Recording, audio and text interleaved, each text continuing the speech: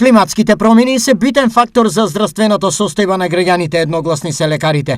Еден од негативните фактори од нив се алергиите, кои за љубов на вистината не се појава карактеристична за овој период од годината. Значи почнува на луѓето носот да им тече, да подкашлуваат, да качуваат температура, да солзат очи.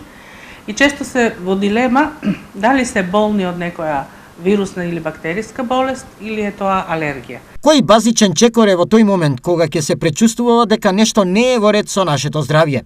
Основно е секогаш кога имаат проблеми, посебно од потешка природа, ако температурата се качува над 38, ако имаат проливасти столици, ако имаат повраќања, или ако овие симптоми траат неколку дена, обавезно да се јават на лекар, заради тоа што постои соодветна терапија. И ние лекарите разликуваме дали станува збор за вирусна бактериска инфекција за која што треба поинакво лекување од, например, алергиските реакции кај возрастните. Затоа лекарите апелираат умереност во се, но по можност консумација на здрава храна од природен карактер и доследно почитување во земење на пропишаната терапија кај хронично заболените лица.